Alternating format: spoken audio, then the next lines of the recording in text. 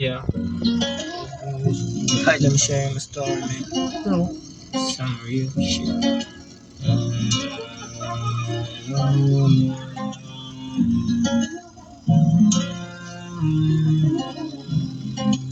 Hanggang ngayon sariwa pa rin sa memorya ko yung mga panahon sarili ko'y litong-lito. Para mabuhay kinailangan ko na maglako ng bawal na damong minsan kinainigan ko. Nagulat na ba kasi di na akong gaya noon, na barong-baro at alipin ng mga bulong.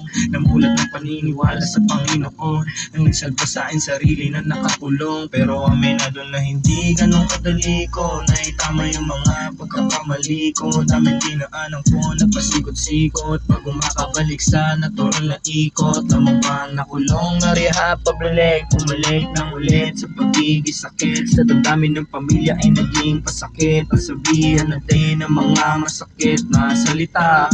Yoko na magunita, panahong bulag, ako sa katotohanan kinakaharap. Taka sa realidad, takbo sa sarap, para lamang di makaramdam ng pag-alala. Sa pakiramdam ko anong halaga, sa aking pagkabuhay ay may pagtataka. May nagbabantay nga ba sa akin na ama, na nakatanaw sa aking pagkilos at ginagawa. Tanging patanim lang ang alam kong kapitan, ng mga panahon kailangan kong malalapitan. Oras ng kagipitan, nakita ko sa pintuan na yanino mo pa rin, walang pamilya o kaibigan na. Salamat kasi hindi mo pinagkait ang liwanag sa mga nasisiraan ng bait. Binigyan mo ng tsansa na muli makabalik sa landas na kung saan sa iyong palasyo papanik. Masakit ang nakaraan, ramdam mo ba ako? Kung hindi, ayos lang naman. Salamat pa rin sa iyong oras na inilaan sa aking istorya at damdamin na inilahan. Di na para bumalik sa nakaraan, mga lumipas na taon, aral lang laman. Masaya ako sa kung anong kinalabasan, mabuhay sa kasalukuyan ginaganapan. Wala nang pag-alala.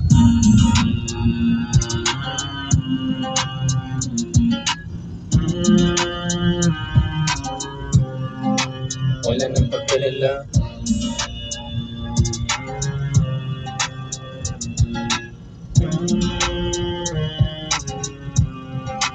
Wala nang pag-alala. Hindi ako natuto na sumulat, gumawa ng musika. Malamang ang buhay ko ngayon ay kaya pa rin ng iba. Kung di ako namulat sa mga mali ko na ginagawa, malamang ang buhay ko ngayon ay kwento na lang ng iba. Kung di ako natuto na sumulat, gumawa ng musika, malamang ang buhay ko ngayon ay kaya pa rin ng iba. Kung di ako namulat sa mga mali ko na ginagawa, malamang ang buhay